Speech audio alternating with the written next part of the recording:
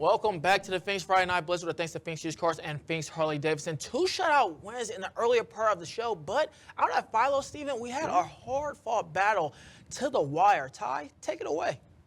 Guys, I know it's kind of melancholy. Senior night, some of these seniors might be playing their last high school football games in the coming weeks, but we head out to Philo for a great second half. Philo and John Glenn in the third quarter, with John Glenn leading 14-7, both teams with major playoff aspirations. They're getting into the opposing territory. The Muskies will go full-on trick play on 4th down with a double pass, but there's too much hang time on it. Turnover on downs, Electric's ball. Electrics on their first offensive drive will get back to their brand of running the ball as Talon Bailey breaks off a 40-yard run, narrowly outrunning the defender to tie the game at 14 apiece, sending the students section into an absolute frenzy. It's their last senior night, too. After forcing a punt, Philo would look to take the lead, but this time they give it to the other senior running back, Talon Preston. He falls recovery for a touchdown. After a botched PAT, Philo only leads by 6 in the waning minutes. The Muskies will look to their guy, Reese Metziger, to get the drive going, and he does, putting guys on skates to get into the red zone with a chance to take the lead. 4th down, Owen Edwards looks left, looking for Reese once again, but it's just out of reach. Turnover on downs. The Junior Electrics think it's over, but no, there's still a lot of time. 3rd down with 1 minute and 8 left. Timeout left with the Muskies still. But the pitch time Preston to the sideline, and he's short, but no. There's a horse collar tackle called.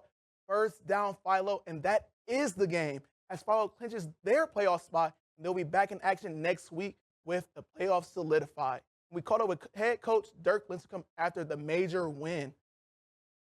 We love you, Coach. Close your eyes. Being a senior night, I told my seniors I'm just so proud of them, and just such an exciting victory over a good football team. I mean, hats off to John Glenn. They played extremely hard. Our kids got down 14-0 in the first quarter and held them scoreless for the rest of the game. And to be able to muster up the guts and the courage to come out in the second half and just, play our game. I'm so happy and proud, and the fact that the senior night just makes it so sweet.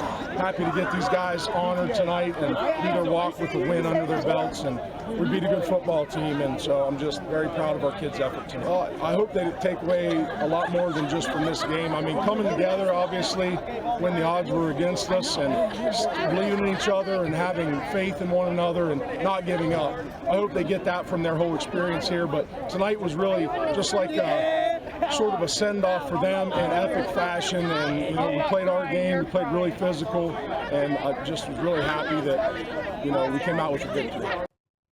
What a send-off it was. Going to another senior night at Maysville as the Panthers host the Meadowbrook Colts. Both teams currently on the outside looking in regards to the playoffs, but still with a lot to play for. And despite it being senior night, the pair of juniors, Cade Rock and Gator Nichols, will connect on the 25-yard pitching catch to get the momentum rolling for the Panthers. And a couple plays later, looking to cap it off with points, the Colts would stand tall, keeping the Panthers out of the end zone on 4th and goal. But after forcing a quick 3-and-out, redemption's on their mind as Cade Rock finds Landon Iden in the end zone for the first touchdown of the game. 7-0 Panthers. And the following Maysville drive would get back to the gold zone on the 1-yard line. The Eagles' favorite play, the tush push, right?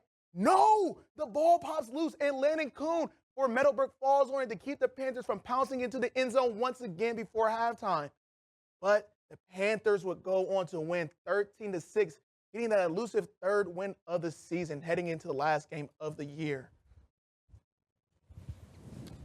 Good stuff, Ty, huh? Man, I'm telling you, and Ty joining us for the last little bits of the show.